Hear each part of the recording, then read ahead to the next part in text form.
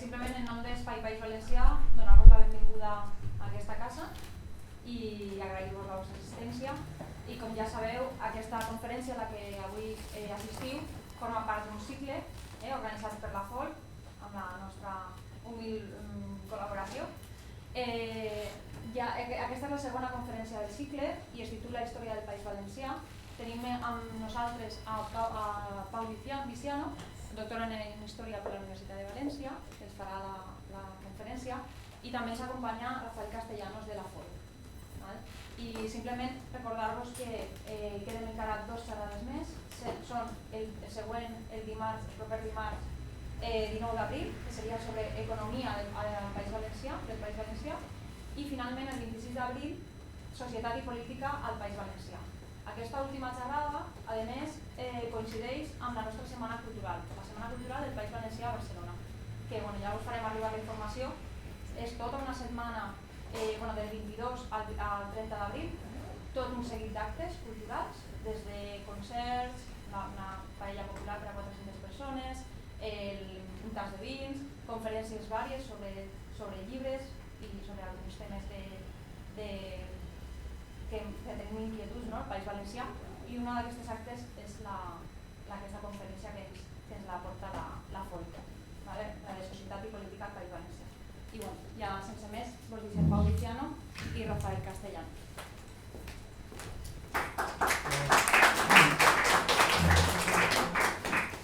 Bon vespre a tothom. M'estalviaré d'explicar el cicle perquè ho ha explicat molt bé l'Helena. I dir que la col·laboració d'Espai País Valencià per nosaltres ha sigut molt important perquè ens ha permès poder fer les conferències en aquest magnífic local que té Espai País Valencià.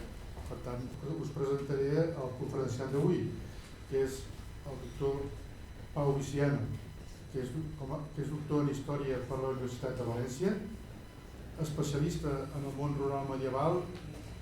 El seu llibre més recent és Els peus que calciguen la terra, els llauradors del País Valencià a la fi de l'edat mitjana, Premi Ferran Soldevila 2012. També s'ha interessat per la historiografia i els usos polítics del passat amb obres com La temptació de la memòria, Premi Joan Fuster 1995, Des de temps immemorial, Premi Llorer 2003, El regne perdut, 4 historiadors a la recerca de la identitat valenciana 2005, i De Llorente a Marx, estudis sobre l'obra cívica de Joan Fuster 2012. I sense més presentacions, deixo la paraula al doctor Pau Viciano. Moltes gràcies. En primer lloc, voldria agrair a la FOL l'oportunitat de poder estar així a Barcelona per a explicar algunes qüestions sobre el País Valencià i a l'Espai País Valencià, que tant està fent per a difondre i donar a conèixer la realitat valenciana, no sempre ben coneguda al nord de la Sénia, i que està fent una tasca magnífica. I també estic molt content de poder estar en una sala com aquesta. Mai en la vida havia fet una conferència en un lloc tan singular, amb aquesta decoració tan característica. Parlar de la història del País Valencià en 45 minuts, evidentment, requereix un esforç de síntesi que no tinc, i el que vaig a fer és centrar-me en alguns aspectes més interessants, que puguen ser més de debat o més suggestius per a comprendre el País Valencià actual. La primera cosa és que tenim la sort que no parlaré de la prehistòria ni de l'antiguitat, perquè el País Valencià com a tal, la història del País Valencià comença en un moment molt concret, amb la conquesta de Jaume I i la colonització catalana del segle XIII. Abans no hi ha el territori del País Valencià i abans no hi ha una societat que estigui articulada sobre aquest territori i que tingui una consciència de pertinença o d'identitat valenciana. Evidentment, l'espai existia des que se separen les terres del mar, el segon dia de la creació, com podríem dir, o quan els continents ja se formen, està l'espai geogràfic. Però un territori no és un espai geogràfic, no només. Un territori és un espai sobre el qual hi ha un poder que organitza o que administra. El territori és un espai polititzat, que té uns límits i que té una societat que s'organitza sobre aquest territori. Això no havia existit amb els límits actuals del País Valencià fins al segle XIII. També el poble valencià actual, amb totes les aportacions d'altres ètniques o d'immigracions, etc., al llarg dels segles, durant tota l'edat mitjana i l'època moderna i contemporània, el seu origen com a tal és també en el segle XIII. El procés de colonització medieval dut a terme sobretot per pobladors catalans. Després, com dic, s'han fos altres aportacions ètniques, evidentment aquesta identitat no és immutable, sinó que ha anat evolucionant al llarg dels segles, però podem pensar que hi ha un nucli d'un poble ja definit que té consciència com a tal i s'anomena com a tal a partir dels segles XIII i XIV. Durant l'Edat Mitjana naix el País Valencià, té, com deia Joan Fuster, un acte de naixement clara, documentada en els arxius, no hem d'acudir a llegendes, ni a l'ADN, ni a la prehistòria, ni a relats mítics, sinó que és un país de conquesta i de colonització datat. Faria una puntualització com a medievalista, perquè tenim moltes manies els medievalistes sobre això. Sempre parlem de la conquesta i no de la reconquesta, i parlem de colonització i no de repoblació. El terme reconquesta és un terme que legitima la destrucció de l'Àndalus i l'expansió dels regnes cristians sobre l'Àndalus. És un terme que en l'Edat Mitjana no s'utilitza. És veritat que els reis de Castella, com que volien ser hereus de l'antiga monarquia visigòtica, perquè la monarquia visigòtica d'alguna manera havia estat el primer estat o el primer regne que s'havia consolidat a nivell peninsular, la primera unitat de la península política, la fa a grans trets, hi ha uns elements que no, però a grans trets la monarquia visigòtica, i els reis d'Oviedo I, de Lleó després i els reis de Castella sempre adduïen aquest precedent com aquells eren els hereus d'aquella monarquia, i per tant ahir sí que hi havia una noció de reconstruir l'antic regne gòtic, visigòtic, reconstruir-lo a través de la conquesta dels territoris islàmics. Per això la propaganda monàrquica de la Casa de Castella per a defensar la seva hegemonia peninsular. En el cas de Catalunya no hi ha la noció de reconquesta. Com a molt hi ha la noció de restauració de la cristiandat. Hi ha una noció que hi havia territoris ibèrics que l'antiga Hispània i després havien sigut cristians i se sabia que la invasió musulmana s'havia conquerit i s'havia islamitzat, i hi havia la idea, Jaume I la té, de tornar a fundar esglésies i si hi havia restes d'algun monestir o se sabia que hi havia hagut alguna església, tornar-la a dotar, tornar-la a posar en actiu per la cristiandat. Però era una idea més aviat religiosa que no política, no pressuposava cap límit territorial justificat. Per això és millor utilitzar reconquista, que a més en la historiografia espanyola va posar en marxa a partir del segle XIX, calcada sobre la guerra d'independència contra els francesos. La guerra del francès, el nacionalisme espanyol la interpreta com una guerra d'alliberament nacional d'Espanya, i quan estudien l'edat mitjana, en el segle XIX, els historiadors del XIX romàntics pensen que la reconquista ha sigut algo similar, una lluita contra una dominació estrangera, en aquest cas musulmana. I és un terme viciat per a aquest discurs ideològic. El de repoblació pot parecer més neutre, tornar a poblar una cosa, però clar, també indica que estava buida. Ja on estava la gent que vivia, llavors que era desèrtic. La repoblació pot amagar el fet que hi ha una expulsió o una dominació d'una població nativa. I per tant crec que el de colonització que evoca el colonialisme modern és més exacte i més exacte des del punt de vista històric per a descriure aquest procés i també menys neutre i ideològic. He parlat que no hi havia un territori valencià abans de Jaume I, en els límits que tindria el Regne de València i que després, grosso modo, amb algun afegit, en alguna comarca castellanoparlant del segle XIX s'ha mantingut fins a l'actualitat. En l'època ibèrica no coneixem els límits territorials de les diverses tribus i de les poblacions ibèriques, hi ha referències dels geògrafs grecs o romans. En l'època romana tampoc hi ha un territori valencià que siga, per exemple, el territori o el terme municipal de València no era el País Valencià, era molt més reduït. Hi havia altres ciutats romanes que tenen els seus termes municipals grans, molt grans, però que ningú se corresponia amb l'actual País Valencià. I en l'època musulmana, quan se parla dels regnes de taifes, de vegades parlen del regne moro o el regne musulmà de València. No hi havia un regne tampoc exactament. Les taifes, o els emirats del Sharq al-Àndalus, d'Orient de l'Àndalus, van canviar de fronteres amb una gran freqüència, és molt fluctuant. Són territoris que s'articulen al voltant de les ciutats, però una és Dénia, altra és València. València a vegades depèn d'Alpont, de Tortosa, és a dir, hi ha una gran fluctuació d'aquests territoris i al moment que Jaume I conquesta l'Orient de l'Àndalus no hi ha un regne de València amb els límits actuals que tindria posteriorment el regne de València cristià i el País Valencià. Com a nota més detall, podríem dir que el regne que se crea en el segle XIII no és exactament el regne de València medieval perquè faltaven unes comarques del sud d'Alacant. En les comarques del sud d'Alacant, Alacant, Oriola i tota aquesta zona, pertanyia al regne de Múrcia en el segle XIII. El regne de Múrcia que pertanyia a Castella. Jaume I va conquistar aquests territoris, però per una sèrie d'acords diplomàtics amb els castellans es va entregar a la corona de Castella. I durant l'època de Jaume I, el regne de València s'acaba poc més al sud de Dénia. Les comarques més meridionals pertanyien a Castella, encara que estaven repoblades bàsicament de camperols i catalans.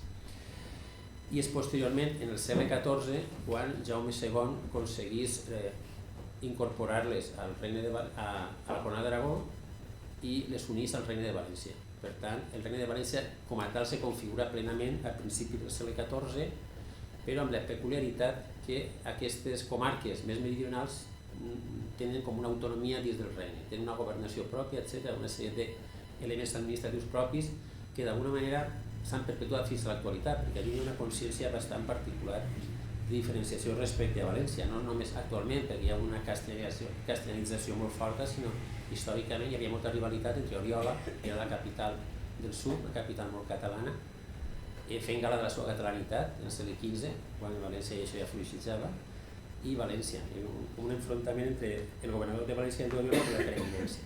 I això venia d'ell, i aquest regne s'havia fet en 2 etapes. I perquè fa la població, evidentment, també com deia Fuster, de valencians n'hi havia abans de Jaume I. Quan se funda València n'hi ha valencians.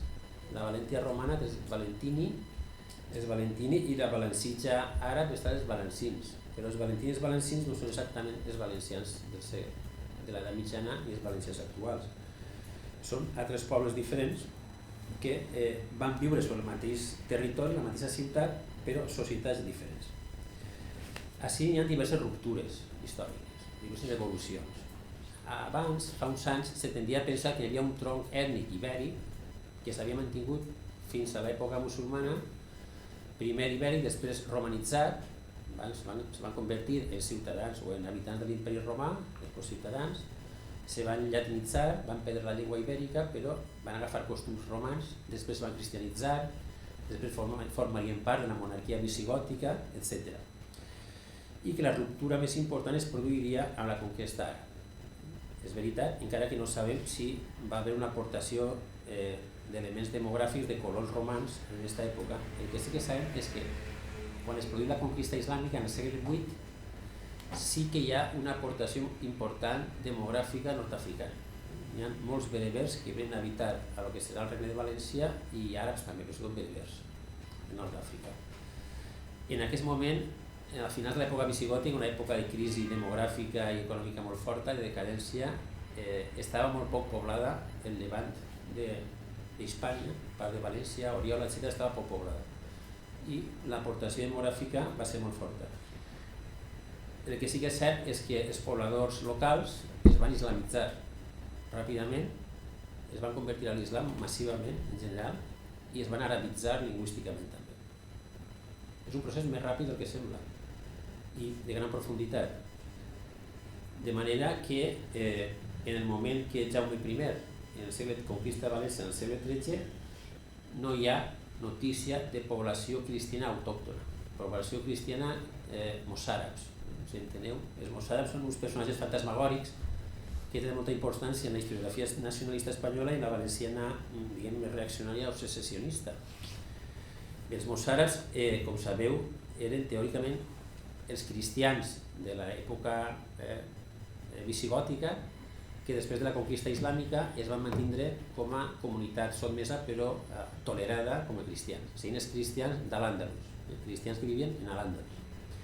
Se suposava que aquests cristians no sols mantenien la religió cristiana, sinó una llengua llatina, uns parlars llatins que s'havien mantingut, no s'havien arabitzat. I per tant, eren el fil de continuïtat entre la gloriosa època romana i visigòtica i la conquesta cristiana. Perquè per a la historiografia nacionalista espanyola era alarmant o incòmode el fet que hi havia una Espanya que estava construint-se perfecta, que era l'Espanya visigòtica, unificació política, unificació religiosa al voltant del catolicisme, unificació legal dels pobles germànics minoritaris i de la massa hispano-romana i els còdics legislatius, i ja és pràcticament Espanya. Tu llegeix els autors romàntics del segle XIX i per ells Espanya naix amb la fundació d'aquest regne visigòtic i la fusió de la població romana i germànica. Però què passa? Venen els àrabs i ho liquiden tot. Què passa? No n'hi ha continuïtat entre la història d'Espanya, queda fragmentada, queda desfeta. La idea és no queda desfeta, perquè Espanya se trenca com un mirall. Hi ha moltes Espanyes petites que són els regnes cristians que estan al nord, però hi ha també una Espanya que continua al sud, en l'Al-Àndalus, perquè en el fons, malgrat que està arabitzat, islamitzat, n'hi ha uns que són com els astèrics que estan ahí resistint, que són cristians i parlen la llengua llatina i representa la continuïtat del món visigòtic fins que empalmarà quan hi ha els castellans, els reis de Castella del Nord, conquisten l'Al-Àndalus i els alliberen de la dominació sarraïna, alliberar-los. Bé, tot això és fantasmagòric. Sí que n'hi havia cristians en l'Àndalus, el segle VIII, el segle IX, igual que hi havia cristians en Egipte, coptes, n'hi ha encara, i en molts llocs. Però el procés d'arabització cultural va ser molt fort.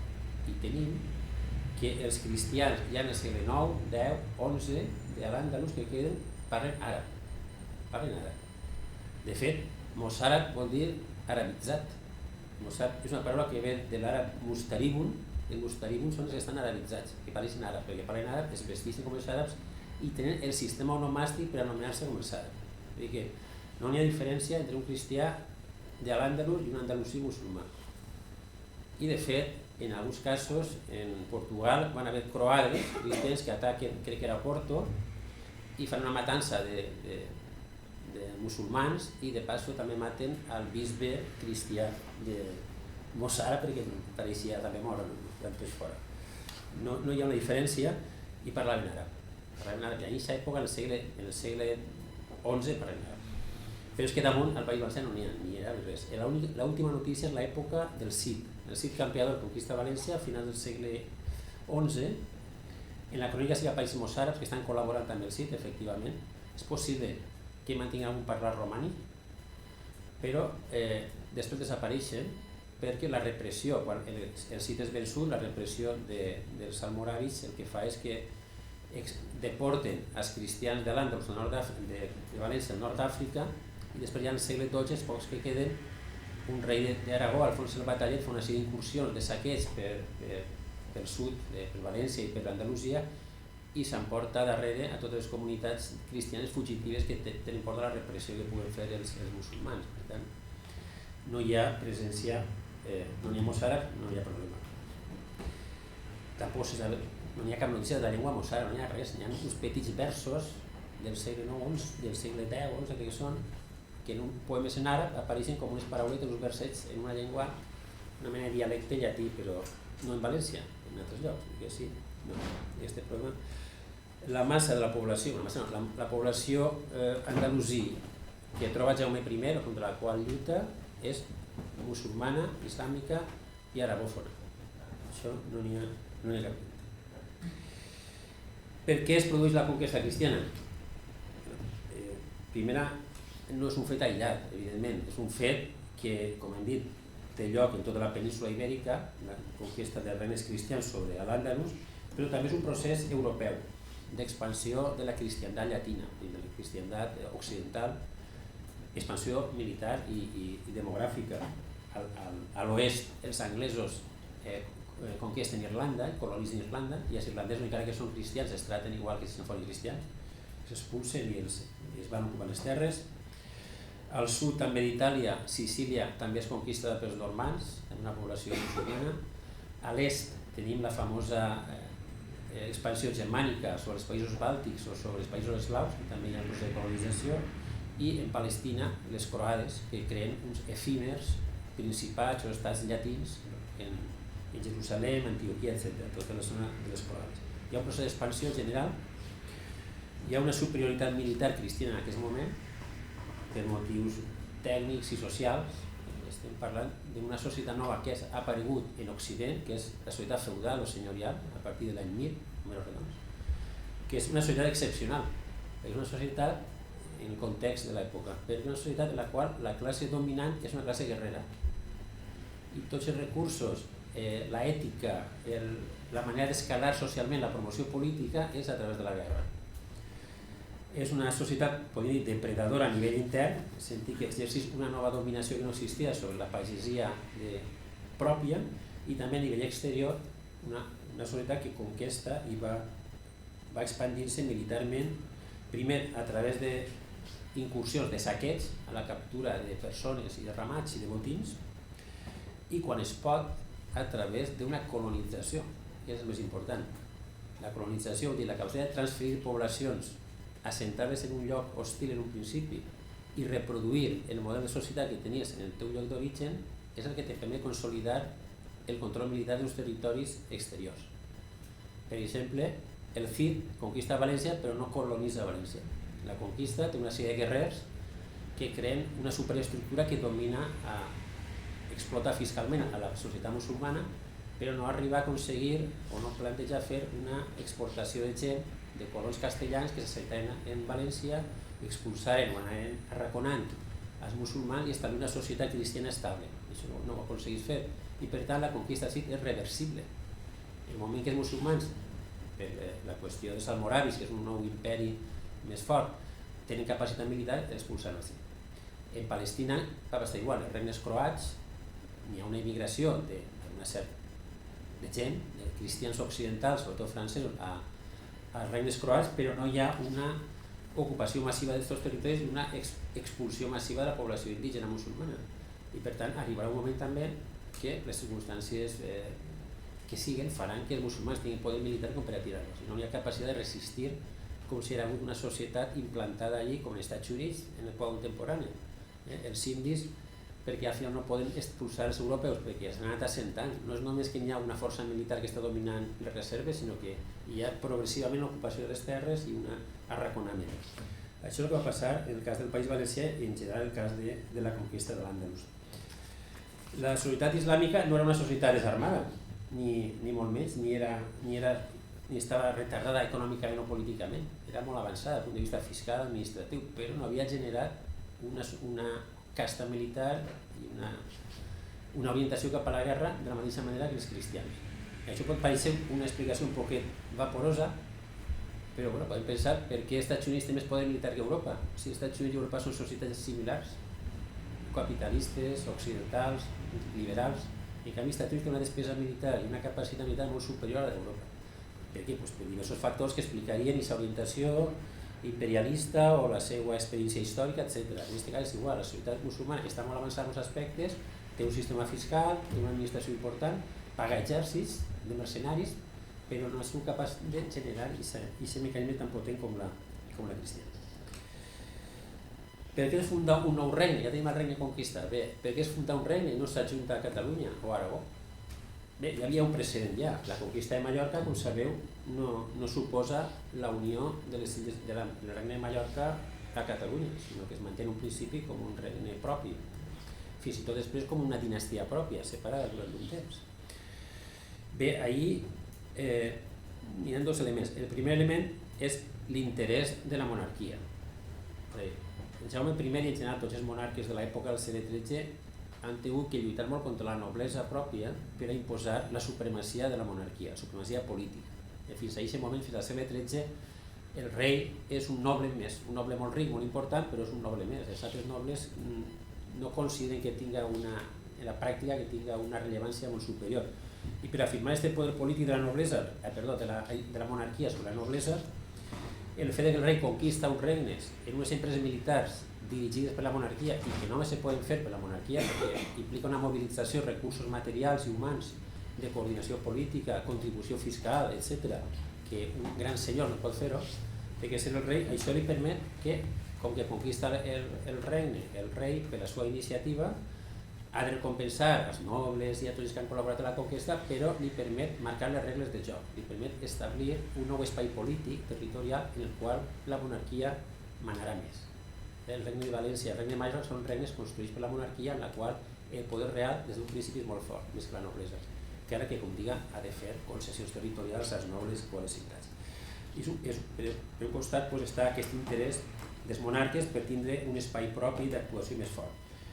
Però també hi ha una altra cosa que els historiadors deixen un poc perplexos, però que és veritat, és la mentalitat de Jaume I, en aquest cas concret, Jaume I és un rei que té una mentalitat encara bastant feudal en el sentit que es veu, encara que, com he dit, intenta imposar-se sobre la noblesa, no té encara un sentit d'estat com altres reis, per exemple en França sí que està en sentit d'estat.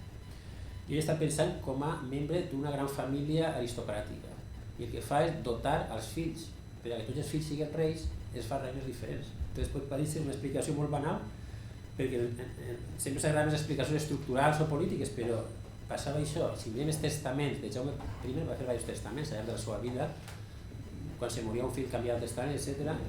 I cada testament canvia, però sempre intenta col·locar tots els fills i que tots siguin reis, és més important. Va fer diversos regnes, a voltes de manera demencial, partits Aragó de Catalunya, una sèrie de combinacions estranyes. L'última combinació que va fer va ser molt estranya, perquè va donar el Rosselló i Mallorca a un fill i Catalunya a un altre, amb la qual era un caos total, perquè el Rosselló estratègicament és molt important, perquè França sempre estava intentant penetrar en Catalunya i si el Rosselló, que és la porta de Catalunya, està armat un rei que pot estar enfrontat amb el comte de Barcelona, doncs, com a visió política, poca, però en fi, ell és el factor. Després hi ha un altre element important, el cas de València, i és que València és una iniciativa bàsicament aragonesa. És la noblesa aragonesa que comença a pressionar de manera en principi independent la conquesta del Racó de Murs, que és aquesta comarca que està flotant enmig de Castella i Aragó, que està separada del País Valencià, enclavament, i sobretot Morella. Morella, al nord del País Valencià, és una conquesta de la noblesa castellana. Un senyor, Palàs d'Aragó, que per lliure conquesta això, i el rei intervé per a posar ordre i per a posar-se ell com a líder d'aquesta conquesta que està escapant-se-li de les mans, o que l'ha començat la noblesa aragonesa. L'aportació de l'alta noblesa aragonesa és molt important a la conquista de València, més que de la catalana. De la baixa no tant, però l'alta noblesa, els magnats que estan en la crònica constantment apareixen són aragonesos, i per tant Aragó donava per sentat, la noblesa aragonesa, que això seria per Aragó, perquè també hi havia de reis anteriors, aragonesos havien intentat sempre conquistar València o expandir-se cap al mar, perquè estava a Catalunya, l'havien. I el fet de fundar un regne diferent tenia aquest element favorable perquè ni per a Catalunya ni per a Aragó, independent. I també, com he dit, perquè al rei li interessava. És un regne que és un territori nou, però també és una mena d'estat també diferent, perquè té les seues corts pròpies, però té una moneda pròpia també i té una legislació, els furs, com les constitucions de Catalunya, que s'apliquen. En un principi n'hi havia diversos furs d'Aragó, de València, però al final s'unifica en un fur nou de València i podem dir que cap a 1330 ja n'hi ha una unificació de tot el regne de València en aquests aspectes jurídico-polítics i per tant a mitjans del segle XIV, després també tindrà una Generalitat pròpia, València, i ja està en peu d'igualtat amb Catalunya i Aragó. El regne de València és un regne constitutiu de la corona d'Aragó en peu d'igualtat a Catalunya i Aragó. No així Mallorca, que primer va estar separat i després depenia en algunes qüestions de Catalunya, anava a les Corts del Príncipe. Bé, ja tenim fet el marc territorial i polític i jurídic. Ara, qui és la gent? El factor humà. Quins són els colons que venen al regne de València? Òbviament són dels vells països de la monarquia, catalans i aragonesos, bàsicament. Després n'hi ha també navarresos, castellans, tot el que vulgueu. Sobretot catalans. Disponem d'un estudi monumental d'Enric Guinot, professor de la Universitat de València, que es diu Els fundadors del regne. És un llibre que aquest investigador el que ha fet és arreplegar totes les persones identificades amb noms i cognoms fins a 1350, 1340, milers de noms de totes les fonts d'informació i per comarques i zones intentar establir la proporció de cognoms catalans i aragonesos i altres procedències. Això s'havia fet abans, però s'havia fet limitant només a cognoms que eren topònims, noms de pobles, perquè hi havia noms que no sabia si eren catalans o aragonesos, perquè a més estan en llatí. Ferrarius no sé si és Herrero o Ferrer, però sí que se pot saber. Ahí està. L'interès del treball d'Enric Guinot és que va desenvolupar una metodologia per a fins i tot quan els noms estan en llatí saber si són catalans o aragonesos. Per la freqüència de noms de fonts, l'estructura del cognom, etc. I el que es veu és que més del 60% dels pobladors documentats són cognoms catalans. I hi ha un 30% d'aragonesos i un altre 10% d'arreu. Això són xifres globals de tot el regne. Després, en les comarques que actualment són catalanoparlants, òbviament la quantitat, la presència de catalanoparlants és molt més gran, 70, 80 o més per cent al nord de Castelló, a les comarques del sud d'Alacant, a la ciutat de València, etc. I el que és molt important, l'oligarquia, els prohoms, els dirigents, com vulguin dir, de València, de la ciutat de València, que són els que marcaran la pauta del regne, perquè és la ciutat més important i la que és el model, són catalans en el 90% dels cognoms, i a més catalans orientals, Barcelona, la zona de Girona, etc. I que hi ha un nucli molt important que configurarà aquesta catalanitat inicial del Regne de València. Què va passar amb els andalusins, els musulmans vençuts? Van ser expulsats? No van ser expulsats tots. Una part moriren, altres foren esclavitzats i venuts, la majoria deportats fora dels seus llocs d'on vivien. Totes les ciutats andalusines van ser buidades de població. Encara que n'hi hagués pactes, no hi ha en general no hi ha cap ciutat que hi hagi un assalt violent com va passar en Mallorca, que va ser una massacre perquè es van resistir i l'assalt va ser molt violent. València es va rendir, altres ciutats també, i es pactava, però aquesta rendició implicava la deportació, la fugida de la població autòctona en les ciutats. Per tant, és una societat la que queda que està escapçada, perquè totes les èlits burocràtiques que vivien de l'Estat, èlits religioses, civils, etc., fugen, perquè no tenen res que fer, fugen cap al sud, a altres territoris, a Múrcia o a Andalusia o al nord d'Àfrica. I molts d'aquests grans funcionaris o dignataris de l'època islàmica valenciana després faran carreres importants al nord d'Àfrica, en Tunis i altres llocs, perquè era una classe social de buròcrates molt internacional. És a dir, el món islàmic tenia una gran coherència des del punt de vista cultural i ells igual podien estar en Onda, treballant ahí per a l'administració d'allí o per a un visit de València, i pots trobar-te en Tunis o en alguna altra nord d'Àfrica, en Marroc, etc. Desapareixen les èlits d'aquesta societat i els camperols, la majoria que són camperols o artesans, són reassentats en llocs diferents. Encara que troben població musulmana després de Jaume I en un lloc, no vol dir que siga la mateixa població musulmana d'abans de la conquista, perquè el que està documentat o s'intuís serien deportacions interiors, reassentaments, gent que fuig d'un lloc la porta a un altre, se la repartissin els senyors, els musulmans per a passats, hi ha un gran trasbalsament i aquesta societat queda tocada i queda desestructurada greument. Sí que hi ha una gran permanència demogràfica, no com una societat que té un dinamisme propi, però sí que es manté. De fet, fins a l'any 1300 la meitat de la població del regne és musulmana. A principi és un regne cristià, però encara és un país musulmà, gran part, perquè la gran part de la majoria són indígenes. I cap a l'any 1300 quan ja canvia un poc la proporció. Quan hi ha els musulmans comencen a ser minoria, una minoria important, i mai baixaria de la tercera part de la població valenciana. Des del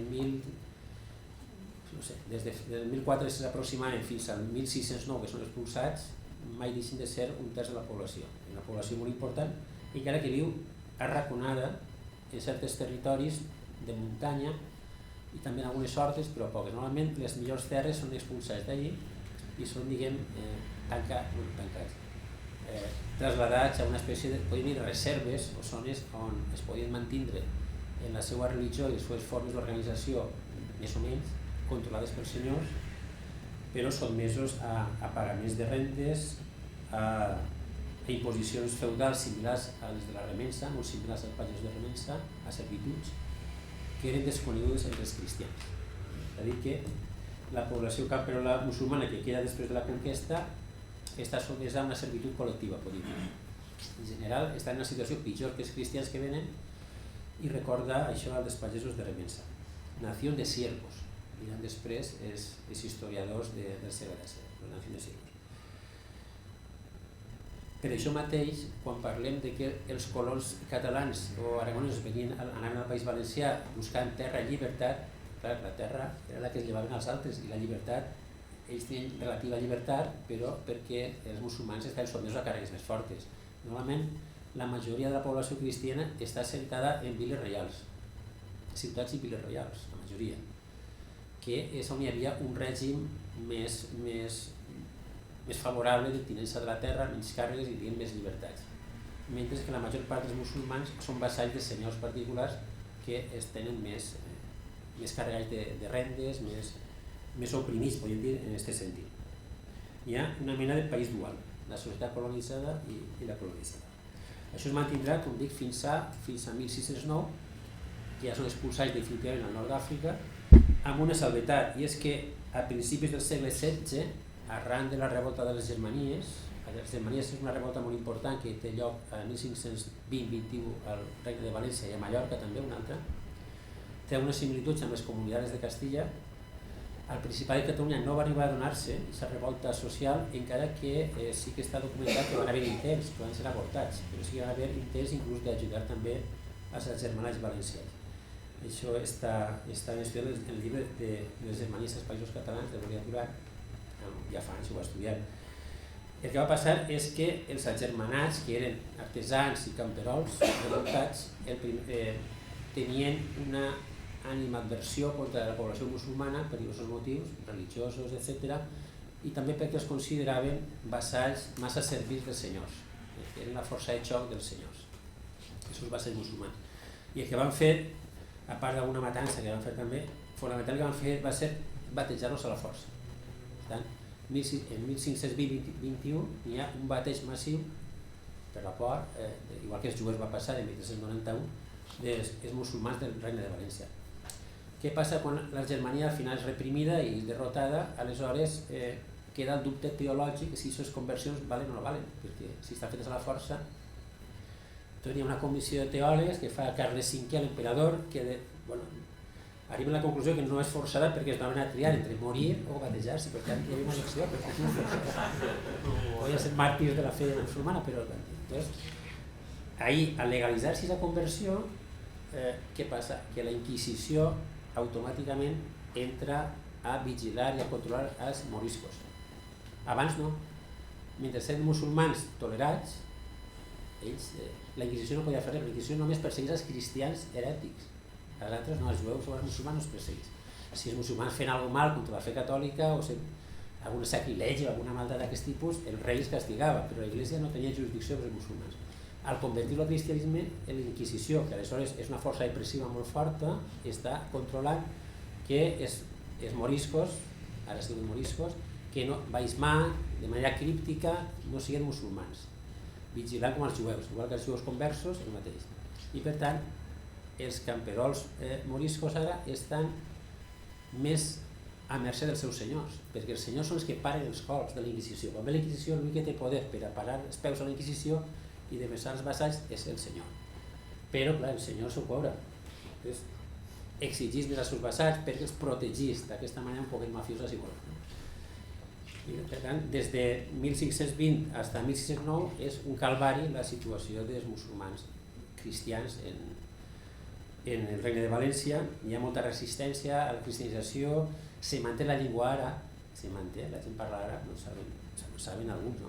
La gent que es relaciona fora, però per exemple això està molt estudiat a partir de declaracions de processos inquisitorials, precisament, porten gent a declarar dones, xiquets, majors, i de tots els testimonis molts demanen traductor, perquè no saben castellà ni valencià, doncs parlen només àrab. El que s'observa és que quan més jove és la persona, sap menys llengua cristiana, i si són dones. Les dones no saben pràcticament el català ni el castellà i els xiquets tampoc. A mesura que són majors, quan són homes que treballen en contacte ja amb els cristians i tal, van saber més, però les dones que viuen més recloses i els infants no, perquè la llengua materna continua sent la llengua aràbiga. Encara que es prohibeix, se prohibís tindre qualsevol cosa escrita en àrab perquè siguin textos religiosos, hi ha una destrucció massiva de documentació que és interessantíssima, documentació civil, contractes, això queda prohibit tot. En fi, i resisteixen com aquesta rama del món musulmà que ha quedat en el Regne de València. No sé si me quedaré encara per així. El tema de la identitat. Ja tenim el regne i tenim els colons que són catalans, però ells se creuen que són catalans o se creuen que són una altra cosa diferent. Bé, la primera noció que tenim documentada, la primera identitat que té la gent del Regne de València és catalana, això no hi ha dubte. Les primeres afirmacions d'una identitat, quan hi ha, nosaltres, la nació catalana, és la nació catalana, i això durarà de manera majoritària fins a mitjans del segle XIV. També és veritat que la informació que tenim són de les èlits urbanes. Estos és Jurats de València, la ciutat de València, quan escriu cartes a Mallorca o a Catalunya preocupant-se per afers comuns marítims, perquè clar, marítims són els afers que implicaven a Catalunya, a Mallorca i a València i no a Aragó. Per pirateria, per comerç, sempre s'apela a la nació catalana, hem de defensar-nos, la nostra nació, etc. I no hi ha cap dubte que aquesta gent se considera de la nació catalana. El que passa és que, a mesura que s'ha creat una ciutadania jurídica del Regne de València, també va creant-se un antropònim, un gentilici, valencians. Primer no serien valencians, serien habitants del regne o regnícoles. Després ja apareix el nom valencià, però encara com una entitat més aviat jurídica, els valencians que van a les Corts Valencianes, però encara no té un caràcter, podem dir, ètnic o d'una substància identitària més forta, i això ja es farà clar en la segona meitat del segle XIV, encara pot haver algun precedent, però en la segona meitat del segle XIV s'orienteja ja la identificació com a valencians, també com a catalans, i ja en el segle XV ja apareix sobretot la noció de nació valenciana contraposada a la nació catalana que tendís a reduir-se només al Principat. Hi ha un procés de particularisme creixent que aquesta identitat jurídica va adquirint un pes més nacional o identitari. Però hem de pensar que en l'edat mitjana les nacions no són el que són avui, no tenen la importància política que tenen. En aquella època era més important la dinastia, ser súbdits o vassalls d'un rei. Com a noció política que t'obliga, com a noció de comunitat política forta, és ser súbdit d'un rei determinat. I això vull dir que aquestes identitats col·lectives se superposen o se creuen. De vegades, els jurats de València a finals del segle XIV estan parlant de la nació catalana, que són molt importants i no sé què, i al mateix temps estan parlant de la nació valenciana o estan parlant de que tots els súbdits del rei d'Aragó són una nació molt fidel. El concepte de nació fluctua. Encara que és veritat que tendís a utilitzar-se més el de valenciana al llarg del segle XV i el de catalana queda reduït a aquests efectes, podríem dir, de la identitat en el comerç, perquè estaven els consolats catalans que incloïen, consolats de mar que protegien els interessos comercials catalans que incloïen a ciutats de València, de Mallorca i del Principat.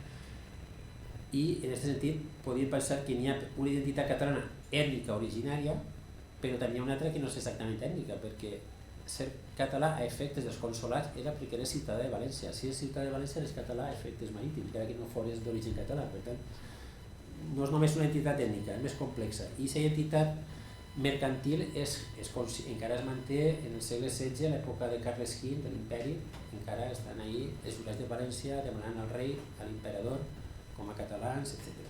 Però sí que és veritat que hi ha un particularisme creixent. Ells saben que són catalans, però ho utilitzen quan es convé. En l'enfrontament per l'hegemonia dins de la corona amb Barcelona, la ciutat de València fa pesar molt que ells són una nació o una regne en peu d'igualtat amb Catalunya i Aragó, per a tindre llocs de decisió en els òrgans comuns de la monarquia.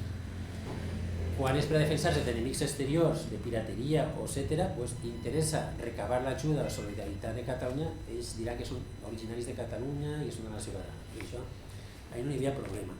Però sí que va creant-se aquesta identitat. El problema és el següent, i és que aquest procés particularista no es dona només a València, es dona a Mallorca i es dona al Principat de Catalunya. El Principat també entra en una dinàmica molt particularista de reduir el nom de nació catalana per al Principat, d'intentar excloure dels llocs del Consell Reial o altres llocs dels valencians, etc. Hi ha com una pugna fraterna, però una pugna entre els diversos regnes. I la corona d'Aragó va afeblir el seu lligam intern. Tots els regnes de la corona, l'única unitat que tenien era el rei i un reduït aparell de poder central, un Consell Reial i poca cosa més. Què va passar? Quan se produeix la unió dinàstica amb Castella, amb Ferran el Catòlic, el rei és l'únic vincle entre tots els territoris de la corona d'Aragó i el que passarà és que els vincles s'afebleixen. I tenim, no és que la corona d'Aragó, que només tenia 1 milió d'habitants, s'enfronta a una Castella que té 6 milions d'habitants, sinó que en realitat la unió es desequilibra perquè Aragó, la corona d'Aragó no va unida en un bloc, sinó que va quedar-ne per separat. Cada un intenta negociar per separat. Hi ha un òrgan burocràtic que es diu el Consell d'Aragó, però no és un òrgan de representació. Llavors tens tres petits principats aïllats davant de l'hegemonia de Castella i després de l'imperi espanyol. Per tant, aquest afebliment dels lligams de la monarquia catalano-aragonesa van en detriment del poder polític d'aquests territoris. Quan ve l'època moderna, el que es produirà és una periferització total del Regne de València, però també de Catalunya i dels territoris mediterranis de la corona. Periferització perquè València, de ser una peça central de la monarquia catalano-aragonesa, la ciutat més important de la corona, la més important de la península, esdevé un petit regne enmig d'un imperi que tenia milions d'habitants i amb una estructura, un conglomerat d'estats que anaven des d'Àustria fins a Amèrica o fins a Castella. És a dir, pes polític. Hi ha un manteniment, com a Catalunya, ja hi és similar a Catalunya Principat, un manteniment de l'estructura foral, mai deixar de ser un regne de València en aquesta època, té les seues lleis, té els seus furs, tot el que vulguem, però políticament ha perdut pes. És com una corfa buida, és com una estructura però que es manté, però no té substància política de cara a fer valdre el seu pes respecte a la monarquia central. Per què? Perquè les èlits, primer perquè les corts estan ahí però se convoquen poquíssim. Se creen altres òrgans alternatius a les corts més dòcils, com les juntes de estaments, etc. I el que fa és que formalment se respecta aquesta autonomia política, però en la pràctica és un regne molt dòcil, perquè tant l'aristocràcia valenciana com l'oligarquia urbana depenen molt del poder de la monarquia. Les cases aristocràtiques valencianes han entroncat ràpidament en cases castellanes. El cursus honorum, la promoció política i familiar dels nobles, ja no és un circuit que va per la Corona d'Aragó i per Itàlia, sinó que ja va per una monarquia hispànica. Per tant, la noblesa valenciana i aragonesa en general, o catalana, es relaciona amb el Castella. El castellà comença a ser una llengua d'èlit, una llengua de civilització cultural. La llengua de la cort virregnal, de la virreina i dels virreis de València, i per tant, oficialment, la llengua pròpia continua sent el català, tots els efectes de l'administració pública, però en la pràctica les èlits aristocràtiques es castellanitzen per ascendir socialment i per estar en aquest món que és el que molava. N'hi ha encara una diferència, a l'època de Carles V, molt breument, encara n'hi ha un imperi multinacional que no és tan castellà, encara hi ha una burocràcia, que podríem dir, flamenca, borgonyona, etc., que està funcionant arreu de tot l'imperi, però en l'època de Felip II, la monarquia, primera perquè se separa, la part alemanya té una altra dinastia pròpia, se separa, i la part occidental, que seria els Països Baixos i Nàpols i la península Ibèrica i Amèrica, és castellana. És a dir, la monarquia dels Habsburg se castellanitza profundament. Felip II fa una capital fixa en Madrid, que abans no hi havia una capital, era itinerant, l'emperador anava per tots llocs, i tota la burocràcia comença a ser castellana. La burocràcia que es porten, virreis, governadors, militars, són castellans. Això crea greus conflictes en Flandes, fins al punt que s'independitzarà, però en el cas de la Corona d'Aragó i en el cas del Regne de València, el que fa és reforçar tota aquesta castellanització de la noblesa local, que entronca i emparenta. Al segle XVIII hi haurà una volta més del vis, perquè, com sabeu, amb la victòria borbònica en la Guerra de Successió, tot això que era de facto, aquesta castellanització de la noblesa, que era, diguem, per a promocionar-se, però que no era oficial, es fa oficial. A partir de la supressió dels furs, de la derrota, en el cas valencià, de la batalla d'Almansa i de la liquidació de tota l'organització foral, de totes les estructures polítiques, deixa d'haver una llengua oficial pròpia que s'utilitzava, encara que a nivell privat la noblesa estava castellanitzada, a nivell públic la llengua s'utilitzava. Això desapareix, aquest mínim recolzament de la llengua, i el país queda sumit no sols ja és una província perifèrica, sinó militaritzada. En el Regne de València és on s'aplica primer la nova política borbònica d'administració militar. Els capitans generals són els màxims representants del poder civil i militar. El poder civil i militar n'hi ha durant molts anys un règim d'ocupació del Regne de València i s'inventen també unes noves contribucions molt oneroses, etc. I és una mena de banc de proves. El que es fa al Regne de València després s'expandeix també a Castella. Aquest model d'administració molt centralitzada a partir dels governadors militars s'imposarà també després a altres territoris de la monarquia. És com una tàbula rasa i aprofiten. Va crear, de la Guerra de Successió només podem dir que va ser una ocasió en la qual la corona d'Aragó, que havia estat desmembrada i cada una va a la seva, d'alguna manera va tornar a coincidir al mateix camp, el camp de l'austriacisme contra els borbonis que va tindre, com sabeu, més arrelament en Castella. Encara que la Guerra de Successió al Regne de València va ser un conflicte molt social, molt antisenyorial, un referent també social, no només foralista, el que va passar és que la victòria borbònica va implicar la consideració que tot el Regne de València havia sigut rebel a la monarquia, cosa que no era veritat, perquè el Regne de València hi havia molts sectors de la noblesa, i no només de la noblesa, també moltes viles i poblacions que havien sigut fidels als borbons per motius diversos, però tots van ser considerats culpables, el qual va promoure una sèrie de protestes de la ciutat de València dient que no tot el Regne de València era traïdor, sinó que havien sigut borbonis i per tant llavors fos a castigar a tots, tant els fidels com els infidels. Però això no va tenir més resposta que l'empresonament de les persones que portaven aquest memorial i ja se va acabar. No va haver més protestes, ni tan sols el cas valencià va aconseguir recuperar el dret privat. El dret civil privat valencià actualment és el castellà, no va haver una recuperació com va passar a Catalunya o a Aragó.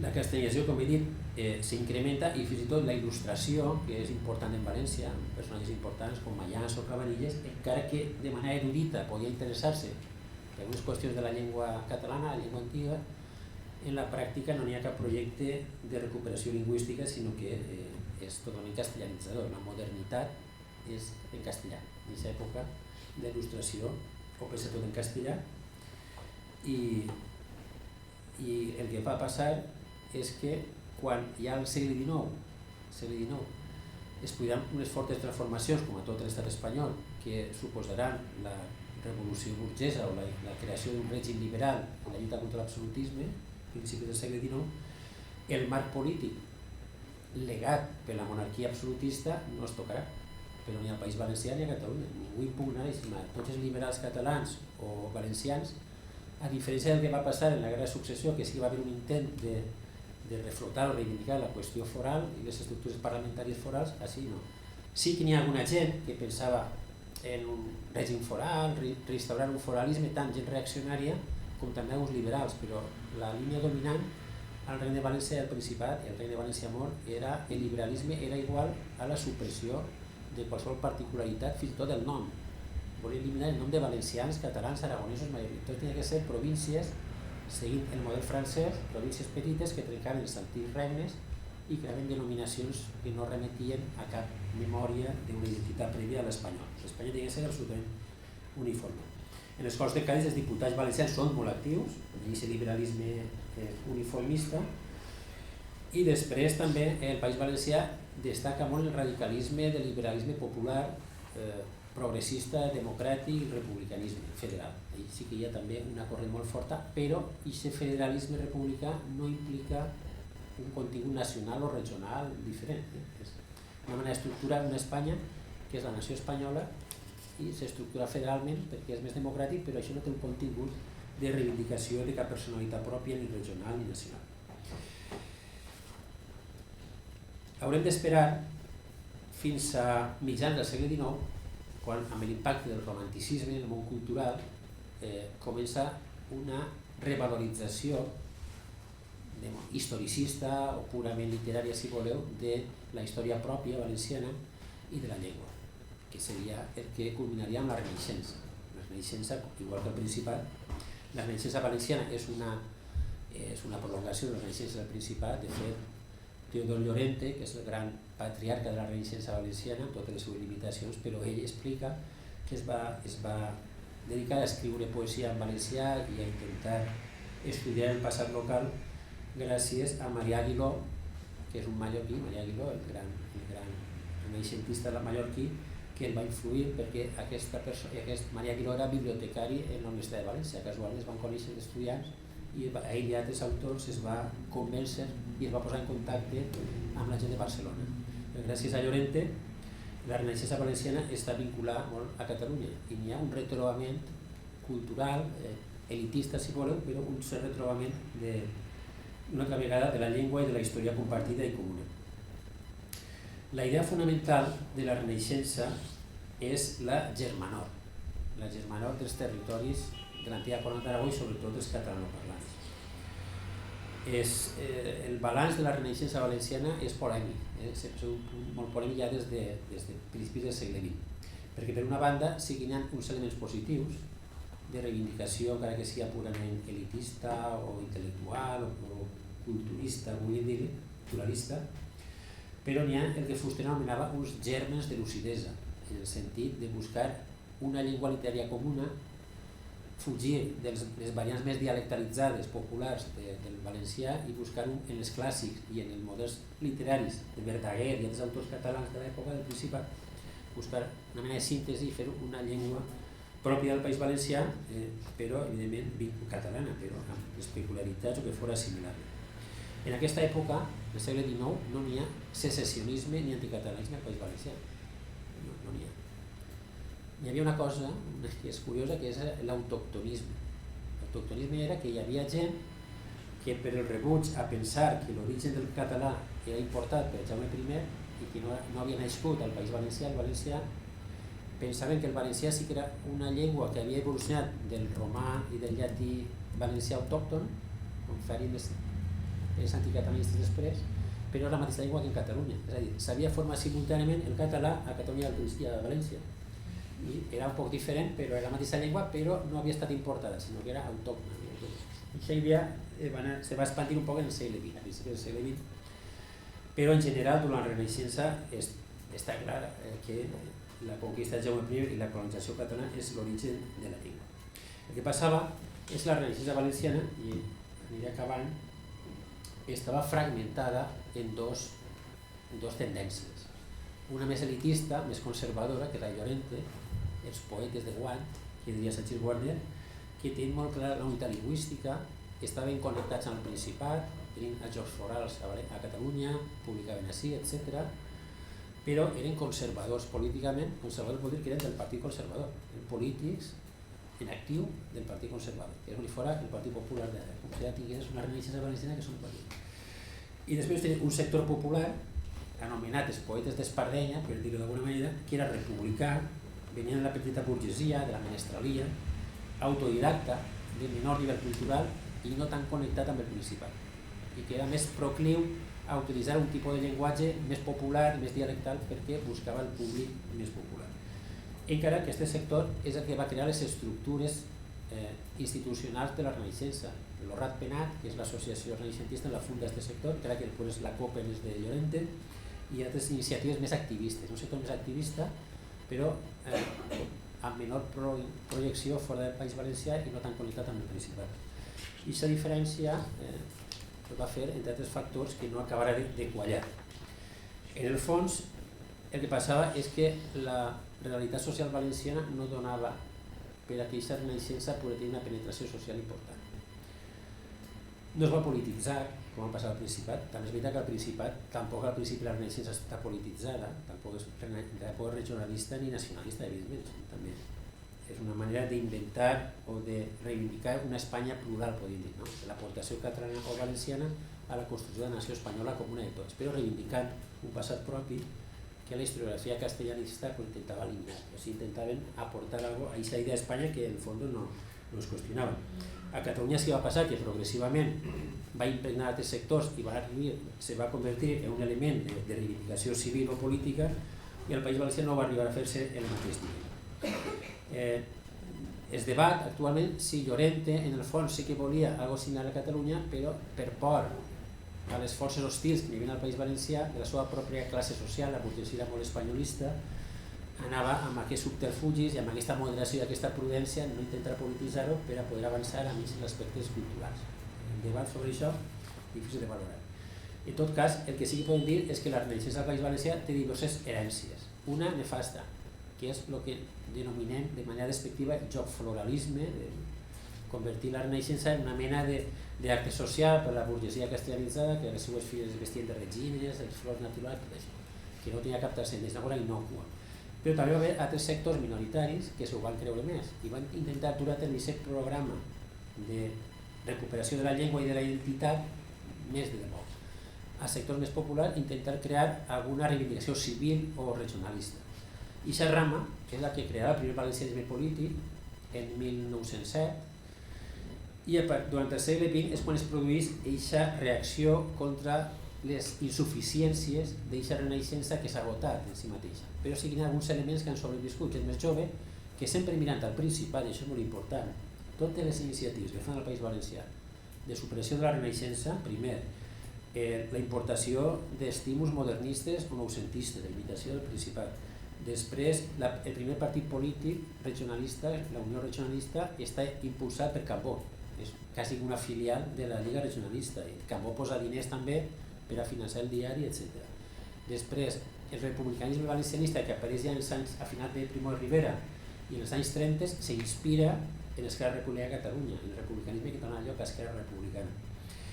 Les petites formacions democristianes valencianes són una còpia de la Unió Democràtica de Catalunya. Hi ha una estretíssima relació, no hi ha una afirmació nacional catalana col·lectiva en la política, sí en la cultura. En el món de la cultura, en els anys 30 trobarem al País Valencià gent clarament catalanista, però en la política és més prudent, més complicat. Però sempre hi ha la idea de col·laboració o de confluència amb les forces polítiques del Principat. No n'hi ha anticatalanisme.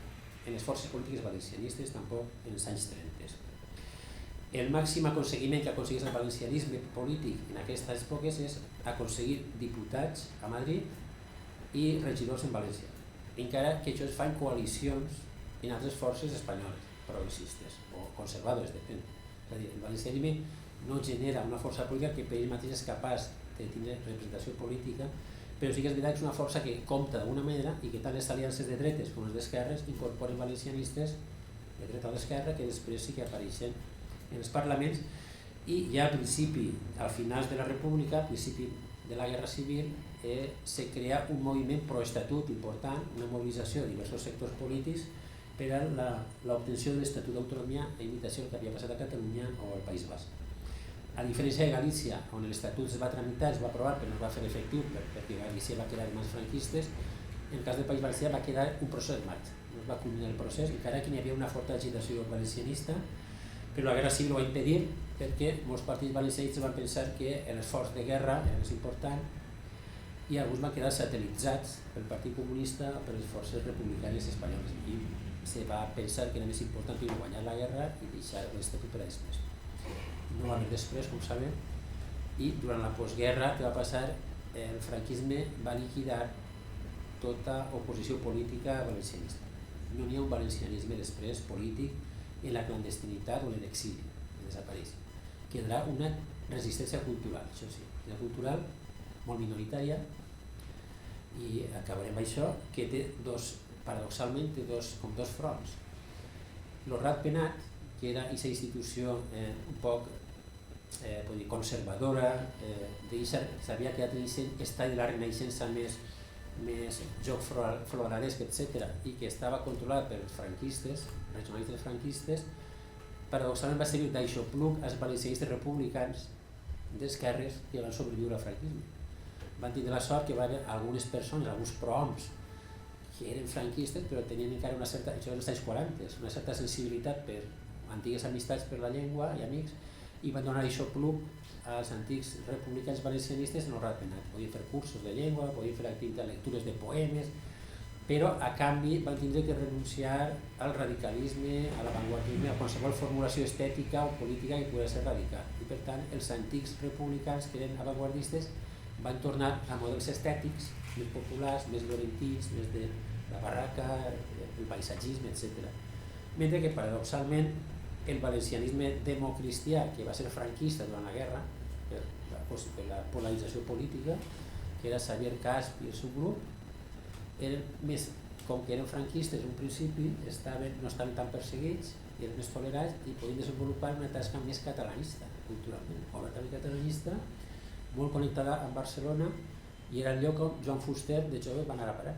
Joan Fuster va estar en el Ratpenat, però també va estar sobretot en el grup de Xavier Casp, que era el grup catalanista conservador tolerat pel franquisme perquè havien sigut gent de dretes i catòlics, però estos criticaven als antics republicans que s'havien posat a l'Horat Penat, mentre que ells era un poc paradoxal perquè els republicans estaven aixoplugats per por en l'Horat Penat i els que eren franquistes catalanistes més radicals. Amb tot, aquesta resistència cultural se va gastar molt en lluites internes. Fins i tot hi havia en cartes acusen de denunciar-se a la policia, això no ho sabem, no és veritat, però sospitaven que uns denunciaven els altres, hi havia una hostilitat molt forta. I Joan Fuster, en els anys 50, el que fa és reaccionar contra això. Fuster, per ell mateix, se separa del grup de Xavier Camps, massa absorbent, massa reaccionari, massa catòlic, i Fuster contacta directament amb gent del Principat i amb gent de l'exili, Pont Blau i tota la gent de l'exili republicà català, Mèxic, i Fuster comença a reelaborar tot aquest antic valencianisme dels anys 30, i reelabora una proposta modernitzadora, que és la dels anys 60. Una proposta no política en aquella època, perquè no hi havia marge polític, però un catalanisme civil. No inventa res Fuster, el que fa és buscar d'aquesta tradició, d'aquest valencianisme de preguerra, que era catalanista culturalment i políticament afí a Catalunya, reformulat d'una manera més consistent, o si vol més provocadora, per a desmarcar-se d'aquest regionalisme on confluïa el franquisme, el regionalisme conservador, hi havia una massa que no sabia molt bé això que podia de si. I gràcies a això, a aquesta aparent ruptura, va aconseguir atraure a molts joves dels anys 60, joves intel·lectuals, joves formats en les universitats, un progressista, que difícilment s'hagueren sentit atrets o suggestionats per aquest valencianisme més conservador, més tradicional. El mèrit de Fuster és que permet que una gent jove que dona molt de joc en aquest valencianisme nou dels anys 60 i 70, d'esquerres, més crític, més modern, es permet incorporar-se a aquesta tradició valencianista a través de la seva proposta. Aquesta seria la història. Després passen més coses, passa la batalla de València, etc. Però això li ho deixaré a Francesc Vialet, que explicarà les claus de la societat valenciana actual. Simplement acabaria així des de la conquesta fins a un nou projecte de redefinició de la identitat valenciana vincular a un projecte de català compartit.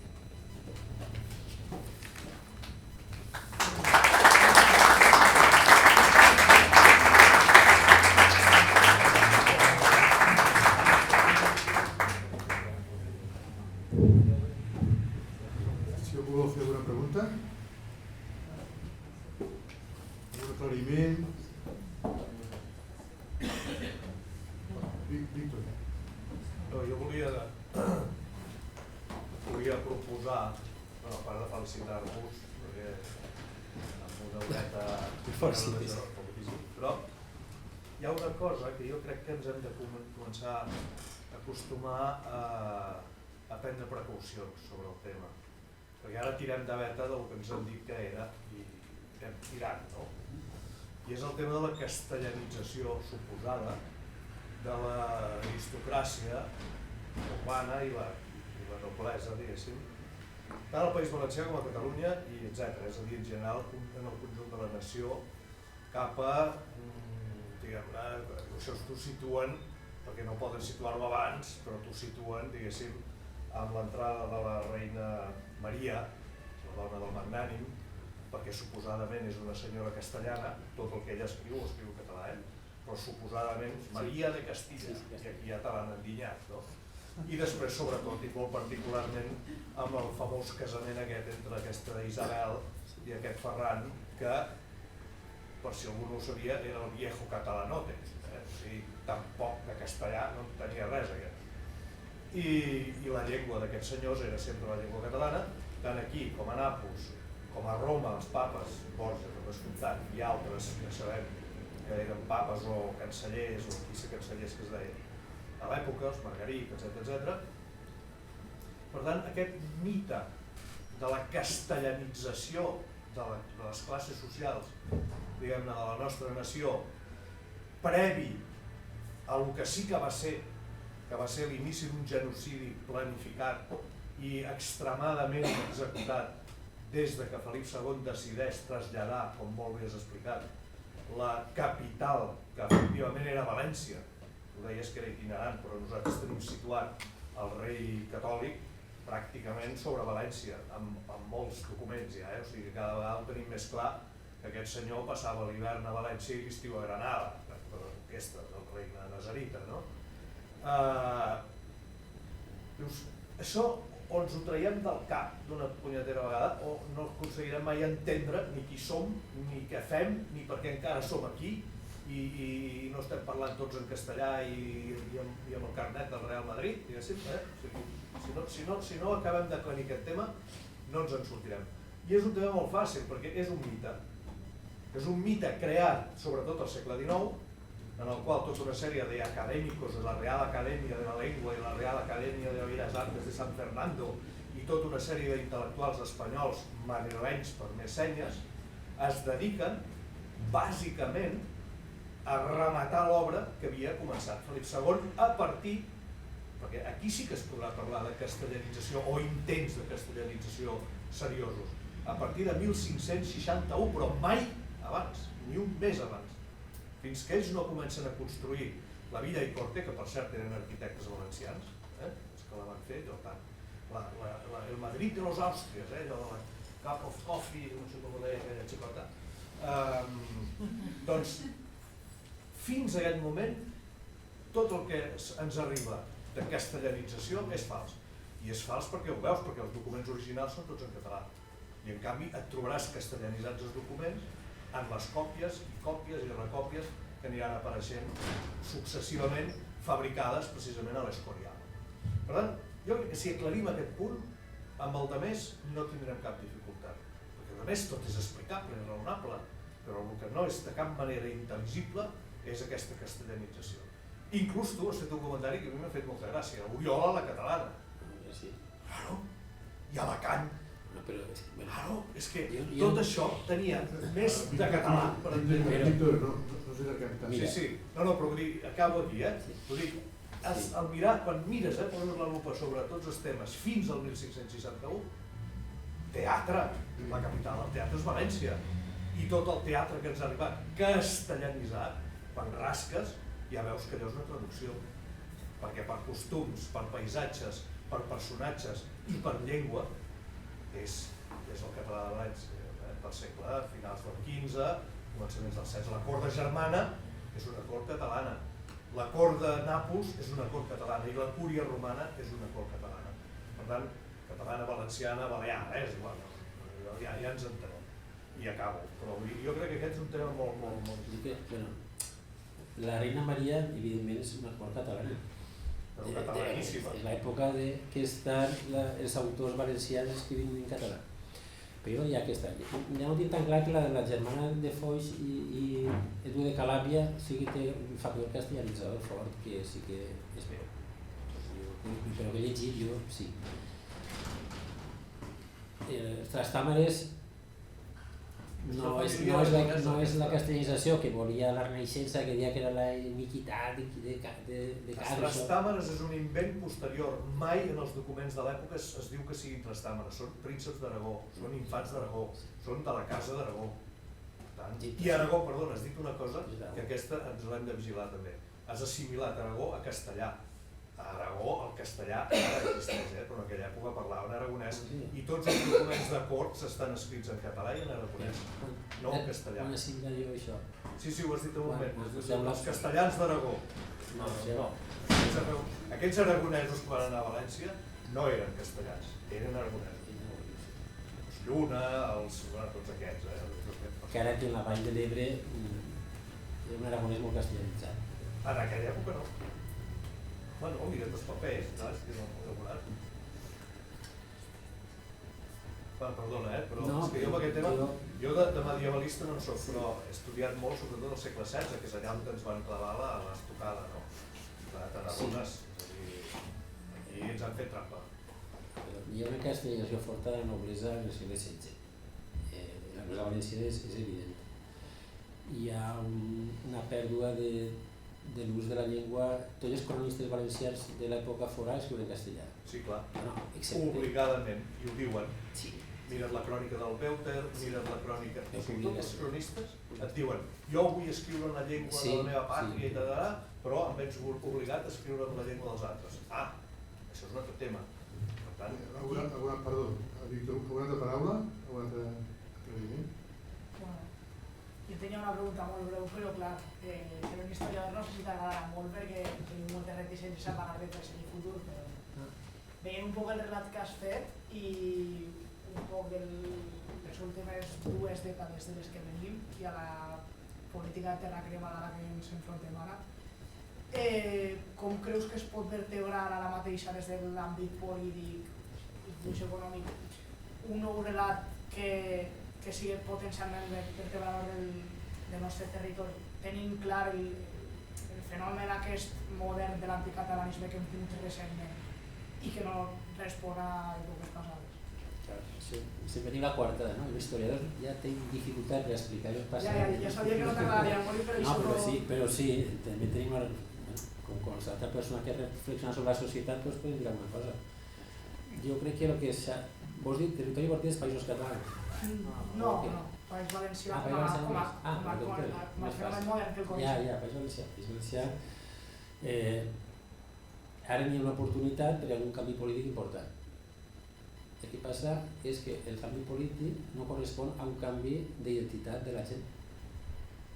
Tu mires els votants que ha tingut, per exemple, la coalició Compromís, que té un component valencianista important, crec que no és exactament una formació valencianista, però té un component important.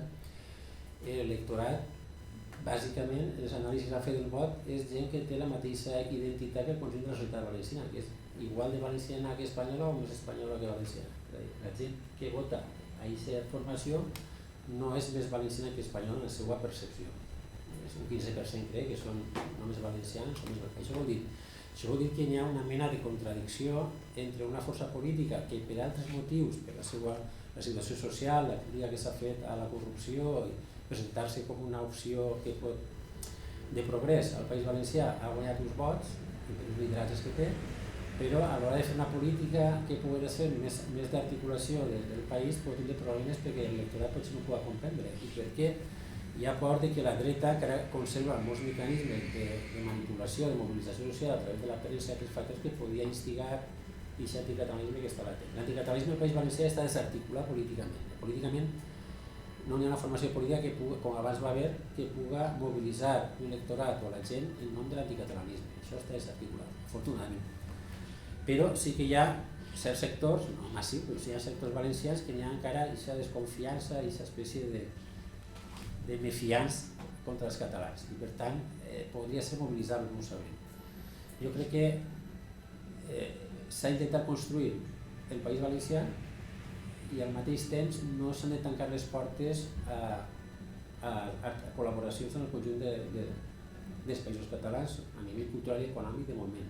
Buscar complicitats polítiques, però és molt difícil perquè el Principat està en una dinàmica pròpia política que és difícil que s'articuli el País Valencià, perquè clar, ja si estem parlant de la independència i estem parlant de regenerar i de salvar l'autonomia, perquè el que pot passar al País Valencià és que lleven el règim autonòmic Montoro qualsevol dia se fa a la Generalitat perquè està endeutada per culpa de les polítiques del Partit Popular, però no n'hi ha diners, pot ser intervinguda i per tant poden fomentar en l'opinió pública la necessitat de tornar competències de sanitat i educació a Madrid perquè no es poden gestionar.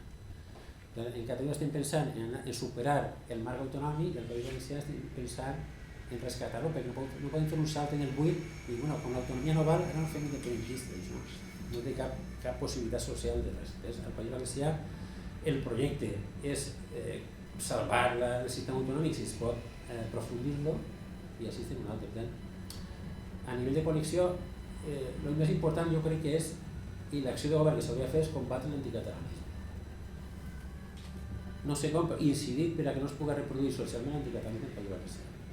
Per motius de neteja democràtica, per transparència i no per motius catalanistes o no catalanistes, sinó simplement per democràcia. No pot permetre que s'intoxiqui a la població, que se tenen pulsions xenòfobes.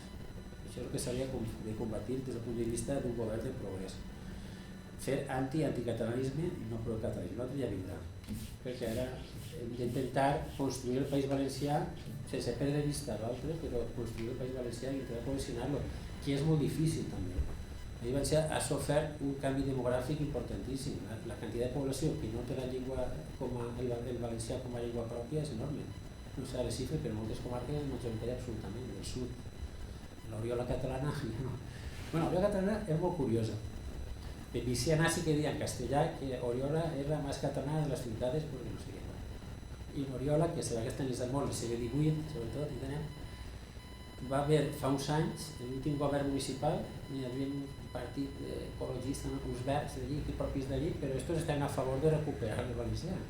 I van publicar un llibre en català sobre el català Oriola, històric, que és el primer llibre que s'ha publicat en Oriola en català des del segle X, segle XI. Una cosa estranyíssima. Ara ha guanyat el PP, no sé per exemple.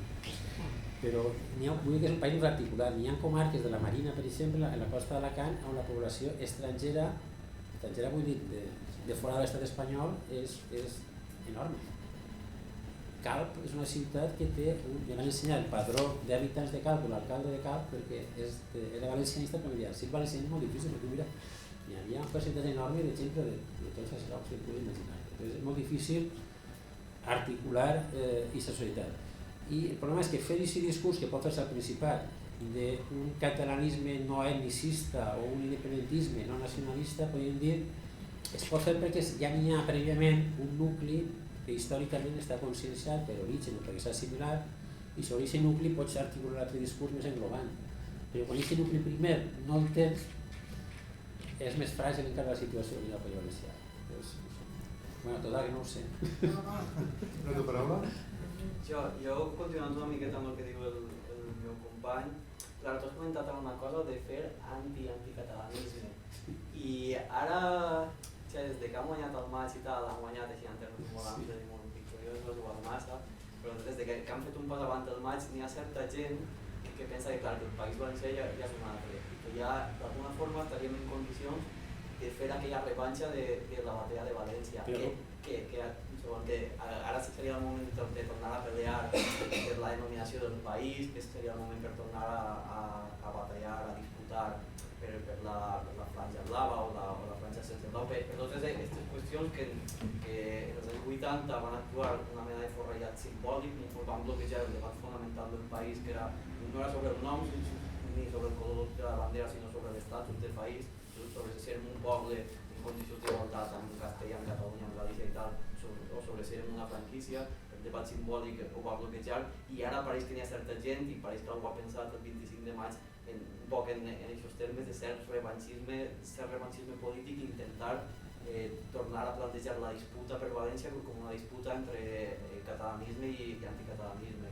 Jo crec que jo no estic molt d'acord amb això, no sé si és la teva opinió, tant a voldria saber-ho. Tu has comentat abans una altra cosa, que és aquesta paradoxa de compromís. Segurament l'última dècada del País Valencià tenim un País Valencià més espanyol, però almenys això diu les enquestes del CIS, que són més o menys ficcionals, però bueno, és l'única aproximació quantitativa que tenim a la identitat nacional del país.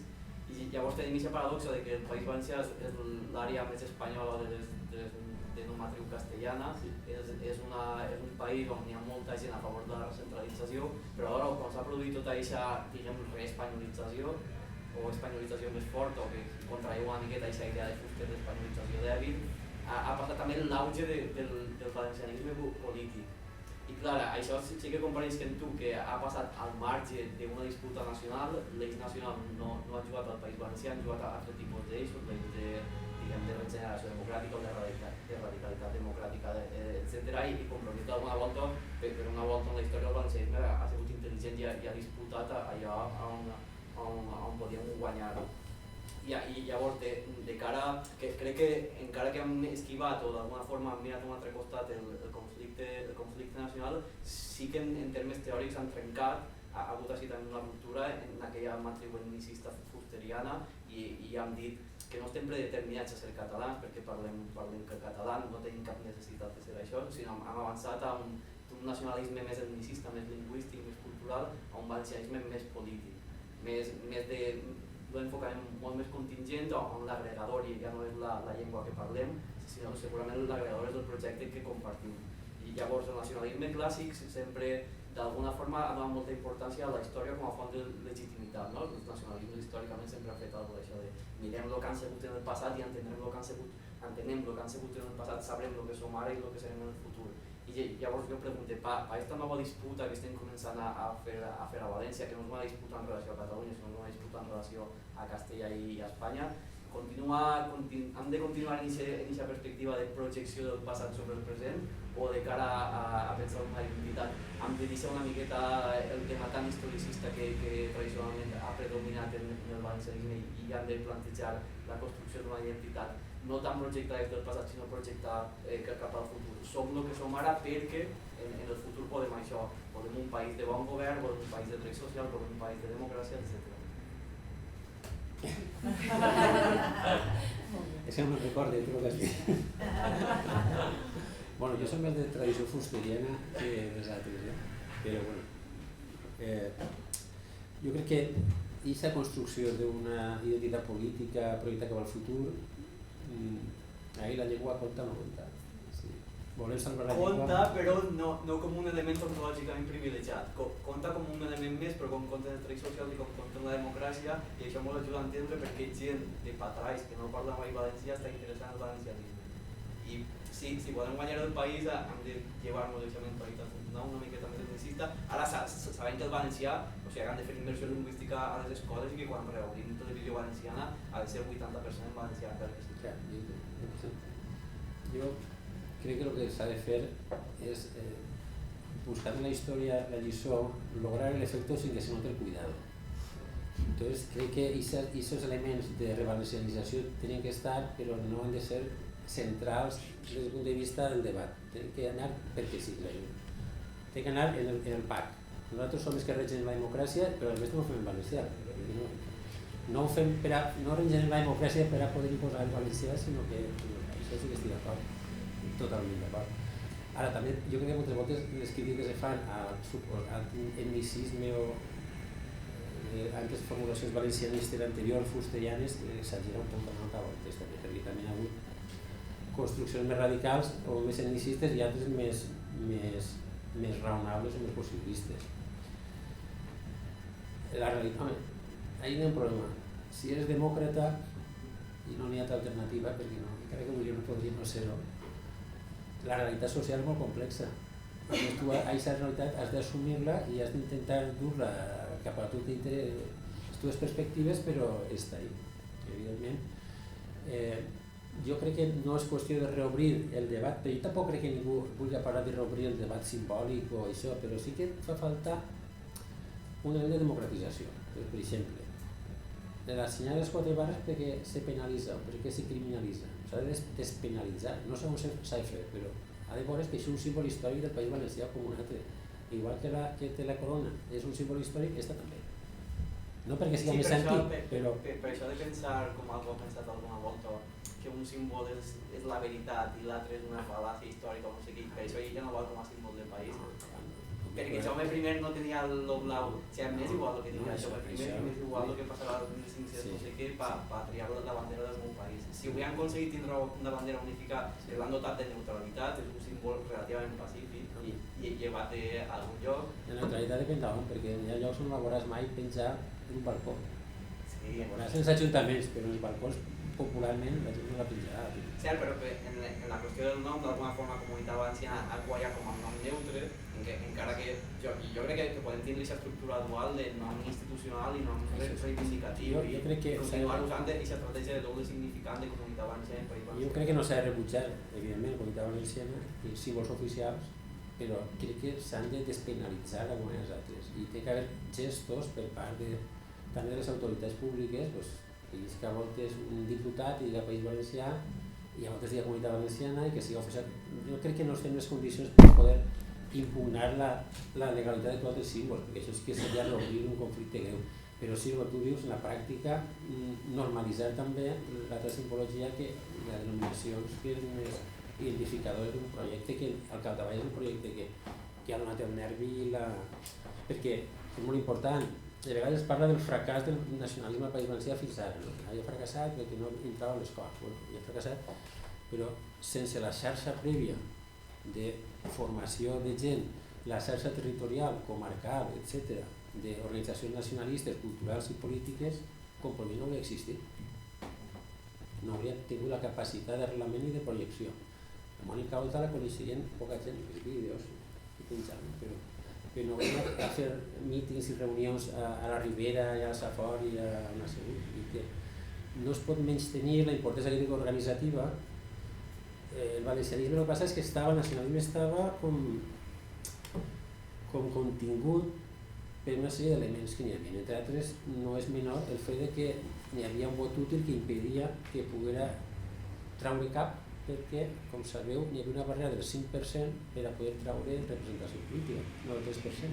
En aquesta barrera Esquerra Republicana hauria desaparegut en algun moment de la història recent del Parlament de Catalunya. Això el que feia, això no és el fonament de tot el problema, però això feia que molta gent que podia haver votat, podia treure un 5, un 7% dels vots, no es treies, perquè la gent feia una opció útil, votar a partits, el Partit Socialista o Esquerra Unida o altres partits estatal, bàsicament estos. Ara s'ha superat aquesta barrera, però jo crec que aquest enorme creixement també probablement a pesar de que les enquestes del CIS no permeten veure una evolució identitària o que va pitjor en aquests sentits, identificar-la pitjor, que és espanyola, jo crec que sí que hi ha hagut un canvi social, hi ha més gent, més jove, entre la gent més jove, la unitat de la llengua, moltes coses que són un poc tabú en els sectors socials o d'edat, és diferent, ha augmentat el coneixement i un poc de civilització, podríem dir. Això jo crec que al final també ha repercutit electoralment, perquè els nivells de vot, per exemple, a Compromís, són molt marcats entre la gent més jove. O sigui que n'hi ha una tendència generacional que podríem que sí que s'han avançat d'alguna manera en això. Jo no sé si, per exemple, les dades d'identificació nacional estan desagregades per grups d'edat, per grups d'edat, no sé què, no, perquè a mi també tinc una sorpresa, i que hi ha més valencians entre els més joves. Podria passar, i després jo crec que hi ha un vici, que jo no soc expert en qüestions d'aquestes, no? Però llavors ho he comentat en alguna gent. Quan tu diuen, ¿usted que es más extremeño o español? Es que extremeño es el español. Després pegar-hi voltes. Ser extremeño vol dir que t'agrada més la cosa local, però en realitat no n'hi ha un conflicte entre ser i espanyol. Per a molta gent, entre ser valencià i espanyol tampoc, però ser valencià o solo valenciano, jo crec que algú té un contingut nacional més fort que ser solo extremeño o solo valencià. Per tant, hi ha un desequilibri, no està ben valorat això. Quan diuen que hi ha molt espanyol en el País Valencià i que a mi n'hi ha més espanyol en el País Valencià que en Múrcia o en Extremadura, ell falla alguna cosa. Per això ja passa que la gent que s'identifica només com a espanyola és molt més alta, diria que 3 voltes més alta a València que a Andalusia. Sí. Saps? Llavors, perquè això dada sí que és molt clara, de sentir-te només espanyol. Caldria veure si això és gent que és d'immigració recent i que no té arrelament, pues jo no puc dir que soy andaluz o més andaluz que espanyol, perquè te fan que està en València, pues no soy valenciano, pues soy espanyol. És que jo s'hauria de desagregar per grups d'edat, per processos i tal, i estaria més afinat. Però vaja, la percepció és que sí, que n'hi ha molt d'espanyolisme, està clar, però... I l'última qüestió, crec que així com Catalunya està anant ahí cap a l'estat propi i tal, a València tocaria ara anar amb aquesta idea de reformar Espanya en termes plurinacionals, amb aquesta idea d'Espanya plural i tal, amb la idea aquella de Segona República, de fer equivalències amb Galícia... No sé, i és la línia que porta m'imagino Compromís, la línia que té oficial, però jo crec que de moment, de moment crec que s'ha de reforçar l'autonomia total del contingut polític i llavors si té límits. Si socialment segur que això té límits s'ultrapassa per algun procés sobiranista. De moment, reconstruir, no tenim televisió. Des que estem parlant de no sé què, de la gent no tenim una televisió, té televisió a Aragó, Castilla-La Manxa no sé si té encara, però qualsevol autonomia de televisió. Hi ha una destrucció de tot, del sistema de salut. Jo crec que està clar que és això de construir, bueno, sí, potser, però jo no limitaria, igual que quan parlem de la qüestió dels països catalans, el valencianisme diu oficialment mantindrem els lligams, establirem els lligams amb els territoris amb els quals compartim llengua i història segons el nivell de consciència que vulgui el poble valencià. La vinculació amb Espanya serà segons la consciència que tenia cada un del poble valencià, no té per límit. No puc dir, no, nosaltres som un país federal, un federal, i si no tenim prou, doncs confederal, i si no, sobianistes. El país, no sé, el centre jo crec que és, en la realitat és aquesta. Hi ha alguna paraula més? Jo, els meus avis són valencians i el meu home és valencià. I estic moltíssim València. Aleshores sí que he viscut totes les etapes d'anticatalanisme, totes aquelles coses. Ara crec que la joventut està molt animada i té ganes de tirar endavant. Però un poble, perquè tiri endavant i cada vegada es faci més gran i cada vegada es trobi més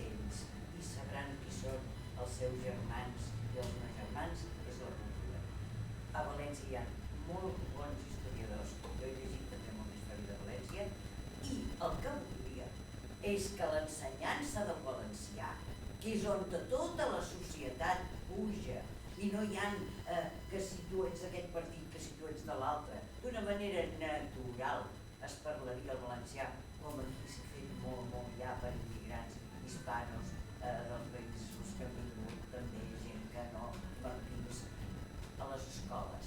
A totes les aules es parla el català i s'ensenya. Tant de bo es parlés el valencià. Quina és la pregunta, sisplau? Com? Quina pregunta? La pregunta és només demostrar que sé que hi ha una evolució a València i que aquesta evolució sigui, i si el senyor la veu possible, o sigui, que l'ensenyança sigui per tots els nens. Què és això de partir classes? Aquests els castellans, els catalans, això és dividir ja des de petits i dividir la immigració fascinant. Es pot ser això, sense fer polèmica, senzillament anar creant la cultura des de petits. Aquest és el futur. Sí, evidentment, a País Valencià hi ha diversos models, un model que és d'immersió, diguem, i altres models més bilingües. Ni teòricament s'ensenya el català a tots i algunes assignatures també, encara que és el model castellà, almenys algunes assignatures se fan també en català. No, és que aquí també hem fet de castellà. El que passa és que ahí hi ha problemes, per exemple, ara hi ha un debat sobre l'anomenat requisit lingüístic, que és l'obligació, algo tan elemental, que els funcionaris públics que atenen al públic que sàpien valencià, que sàpien expressar-se o entendre valencià. Això no s'ha aconseguit encara. Això és un debat. Això vull dir que el nivell allí és bastant conflictiu, encara s'ha de lluitar molt. Hi ha una associació que és l'Escola Valenciana que treballa allí diem les línies, la línia en valencià, per aquest projecte d'immersió lingüística que se vagi estenent més i que més escoles i més pares el recolzen, però oficialment encara el model és de dues traïdors diferents. Però perquè no es va poder en el seu moment. Una paraula, però curt, sisplau. Tanquem l'acte. Tinc entès que a l'inici del franquisme la repressió d'execucions del País Valencià va ser superior que a Barcelona i fins i tot a Madrid. Una hipòtesi seria que aquí a Catalunya la gent va poder fugir més ràpidament per la frontera i quina seria l'explicació que València, si realment això té fonament, aquesta hipòtesi, i quin impacte va tindre aquesta mortalitat més superior sobre la posició del País Valencià. I la repressió en general, no per motius nacionals, sinó la repressió política en general, si és afusellament, vaja. No sé, és possible que si tinguera major incidència en percentatge de la població al País Valencià. El Valencià va ser molt forta en zones rurals, de la conflictivitat en el món rural que inclús era superior a la de les zones obreres urbanes. És possible que, no sé, és possible que aquest factor hagués influït, perquè en la pròpia configuració de la dinàmica dels fronts de guerra el País Valencià queda aïllat i al final sabem l'episodi, per exemple, d'Alacant, on hi ha un intent de fugida de gent del port d'Alacant, però que al final no tenen els vaixells i capturen amb uns fugitius allí.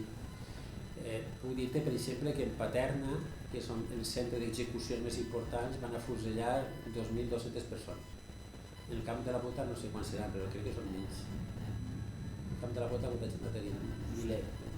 Sí, em sembla que eren 1.400. Van ser més, en aquest lloc, que és el lloc més emblemàtic com a lloc d'execucions, sumant-les totes, no sé, però és possible que d'aquesta incidència de les penes més dures de mort tinguera més incidència per això, perquè no poder agafar més gent, i també que havia hagut, bueno, Catalunya també, però el País Valencià molta, diguem, repressió indiscriminada republicana, de grups més o menys incontrolats, també una incidència molt forta de morts.